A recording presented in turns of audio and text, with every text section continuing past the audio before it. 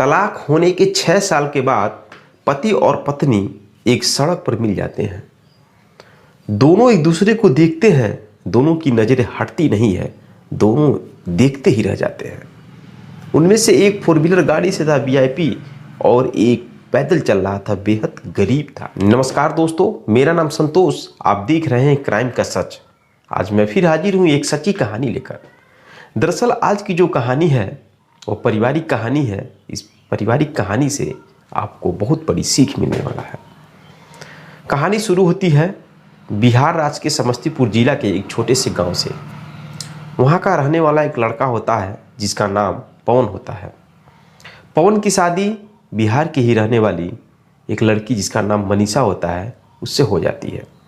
शादी होने के बाद मनीषा अपने घर आती है यानी ससुराल, और पवन के साथ अपनी नई जिंदगी की शुरुआत करती है। दोस्तों, मनीषा पढ़ी लिखी थी और जो पवन था वो भी पढ़ा लिखा था, लेकिन पवन कोई अच्छी सी नौकरी नहीं कर रहा था। किसी तरह से इधर उधर से काम करके अपना जीवन यापन कर रहा था, अपना परिवार चला रहा था। लेकिन पवन के पास बहुत अधिक खेत था। दोस्तों, जो मनीषा है वह मनीषा बहुत अधिक अमीर बनने का शौक था उसके अंदर, जिसके वजह से वह काफ़ी अंदर ही अंदर डिस्टर्ब होती थी और वह बच्चा पैदा करने का प्लान भी नहीं करती थी। जब भी उसका पति यानी पवन बच्चा पैदा करने का प्लानिंग करता था तो मनीषा कहती थी कि अभी आप बहुत अच्छे से नहीं कमा रहे हैं, कोई अच्छी नौकरी जब आपको मिल जाएगी उसके बाद हम बच्चा पैदा करेंगे, नहीं तो हमारी परवरिश कौन करेगा, हमारे बच्चों की परवरिश कौन करेगा, पैसे कहाँ से आएंगे, खर्चे बढ़ जाएंगे। दोस्तों, इस वजह से अच्छी सी नौकरी के चक्कर में 2 साल बीत जाते हैं, लेकिन दोनों बच्चे का प्लानिंग नहीं कर पाते हैं। 2 साल जैसे बीत जाते हैं दोस्तों, वैसे ही जो मनीषा है, जो पैसे की भूखी थी, एक धनी बनने का शौक था, इस वजह से वह अपने पति यानी पवन को ताना मारने लगती है। कहती है कि आप बेकार हैं, आप कोई भी नौकरी नहीं कर पा रहे हैं, कहीं से पैसा नहीं कमा पा रहे हैं, हम लोग आगे कैसे बढ़ेंगे, हम लोग को परवरिश कैसे होगा, बच्चों का परवरिश कैसे होगा। दोस्तों, इस बात को लेकर पति और पत्नी के बीच में विवाद होते हैं। हमेशा लड़ाई झगड़े, मन मुटाव, तनाव स्टार्ट हो जाते हैं। इस वजह से एक दिन मनीषा नाराज होकर अपने मायके चली जाती है।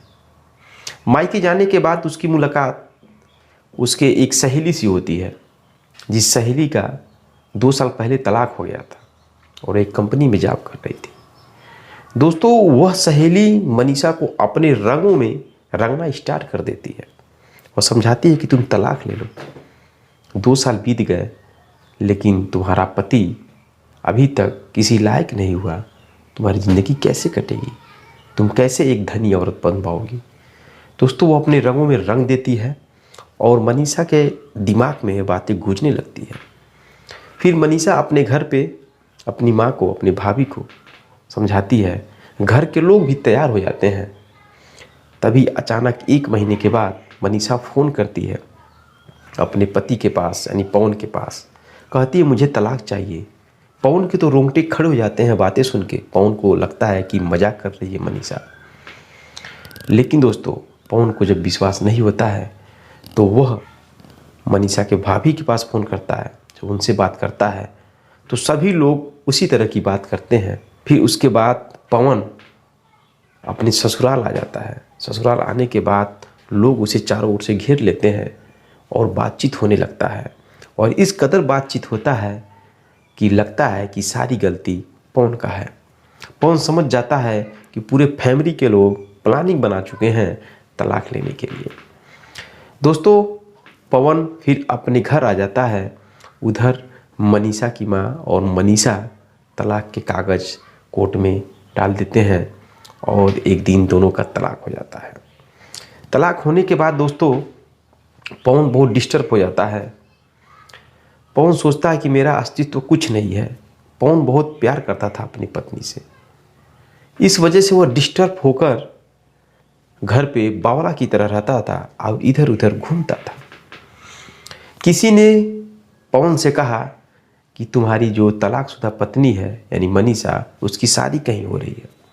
इस तरह की बातें जब वह सुना तो वह रात में बहुत सोचने लगा और वह सोचा कि मेरी ज़िंदगी का कोई अस्तित्व नहीं है, मैं क्या करूँगा। इस वजह से उसने पॉइजन खा लिया। पॉइजन खाने के बाद जैसे ही जब पॉइजन खाया, कुछ टाइम बीत जाता है तो उसे एहसास होता है कि मुझे तो अभी अपने जीवन में बहुत कुछ करना है, मुझे जीना है, मैं मरना नहीं चाहता हूँ। ऐसा जब अनुभव हुआ तो तुरंत वह उठ करके लोगों को बता दिया कि मैंने जहर खा लिया है, जिसकी वजह से उसे हॉस्पिटल ले आया जाता है और हॉस्पिटल ले जाने के बाद उसे बचा लिया जाता है। उसी समय पवन का एक दोस्त दिल्ली से आया होता है और वह पवन से बात करता है। तो पवन अपनी सारी स्टोरी बताता है। फिर उसका दोस्त बोलता है, ऐसा है तुम यहाँ पे रहोगे तो तुम हमेशा टेंशन में रहोगे और तुमसे लोग तरह तरह की बातें कहेंगे, तरह तरह का ताना मारेंगे। इस वजह से तुम चलो मेरे साथ और मैं तुम्हें दिल्ली में ले जाकर तुम्हें एक कंपनी में जॉब दिला दूंगा, वहाँ पे काम करना और चैन से रहना। दोस्तों, ये बातें सुन करके पवन अपने दोस्त के साथ दिल्ली चला जाता है और वहाँ पे जाकर काम करने लगता है। इधर मनीषा की हालत ख़राब हो जाती है। मनीषा की माँ मर जाती है और मनीषा की शादी कहीं होती नहीं है। इधर मनीषा की भाभी मनीषा को ताना मारने लगती है कि तुम अपने पति को तलाक देकर हमारे सर का बोझ बनी हुई हो, सभी पैसा खर्च होगा तुम्हारे ऊपर, हमारे बच्चों का क्या होगा। इस तरह की ताना मारने लगती है मनीषा की भाभी और मनीषा डिस्टर्ब होकर इधर उधर काम करने लगती है और काम करके किसी तरह से अपना गुजारा करती है। दोस्तों, उसी बीच में जब वो काम करके आ रही थी एक ऑटो में, तो उस ऑटो में एक व्यक्ति मिलता है जो व्यक्ति पवन के ही गांव का था। मनीषा उसे पहचान जाती है और वह व्यक्ति भी मनीषा को पहचान जाता है। मनीषा कहती है, क्या हाल है भैया। वह व्यक्ति बोलता है, ठीक है। पूछती है पवन के बारे में। तो दोस्तों, कहता है कि पवन तो बहुत डिस्टर्ब हो गया था और पवन जहर खा लिया था।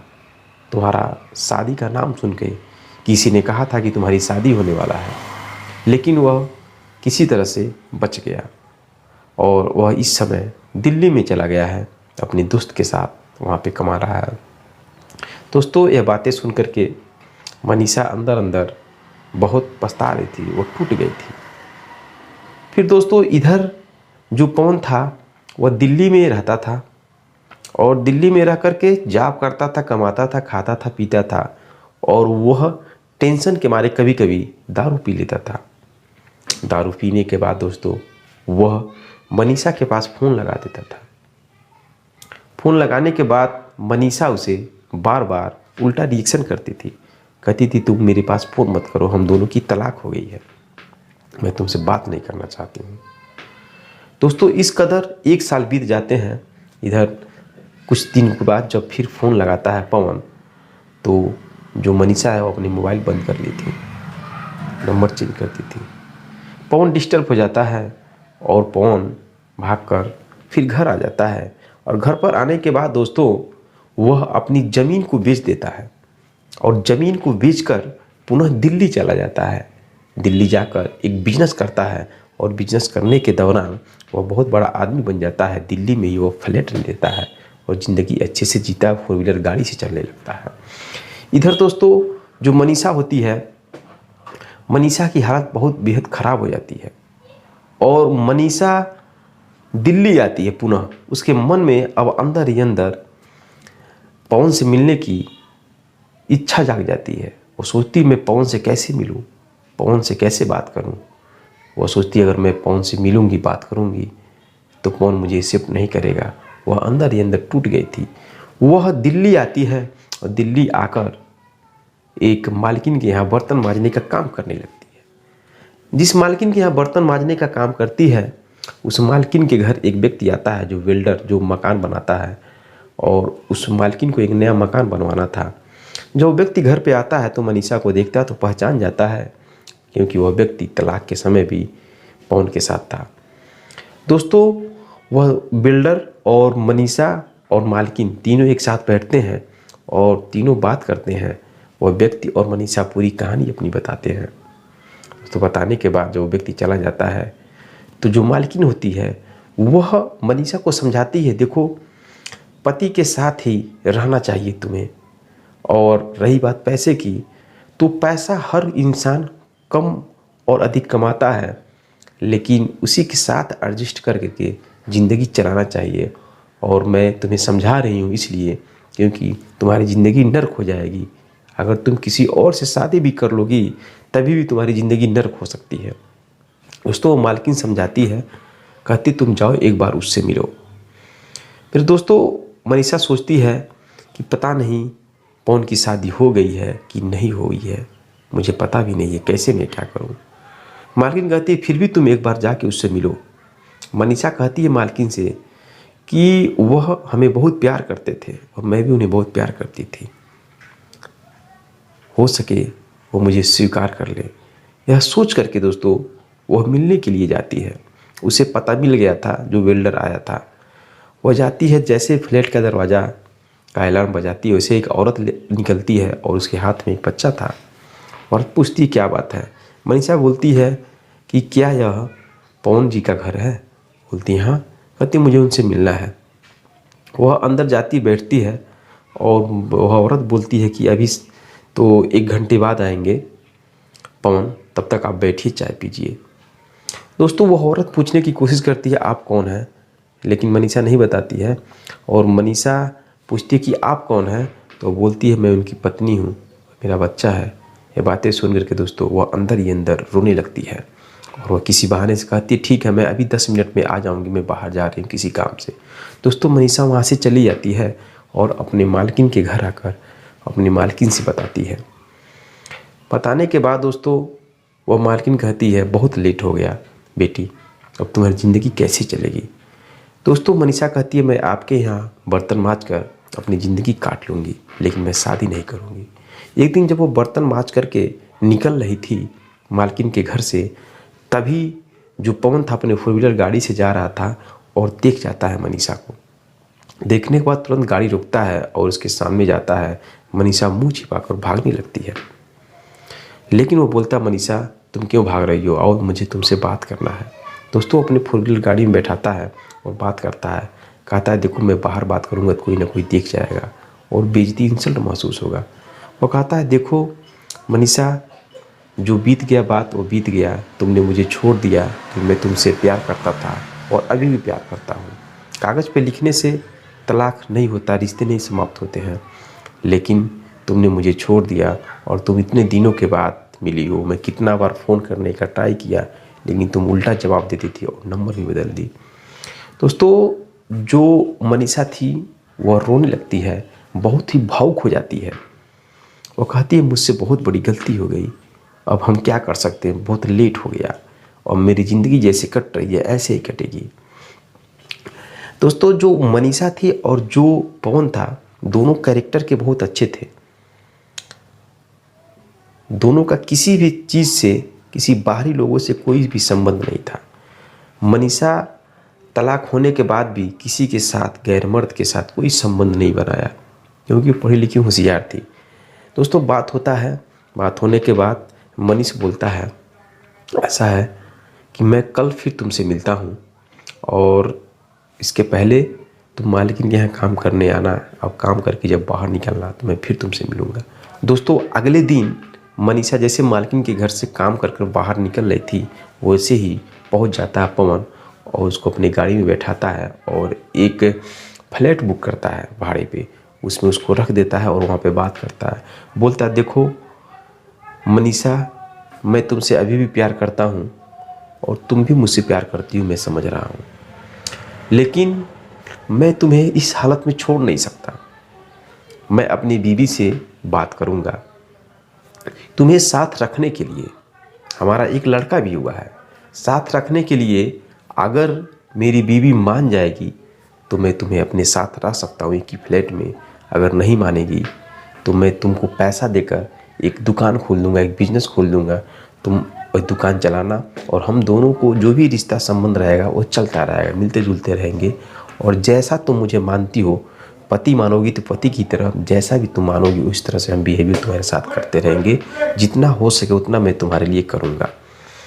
दोस्तों वह जो पवन होता है वह आता है अपने घर पे और अपने पत्नी से बात करता है।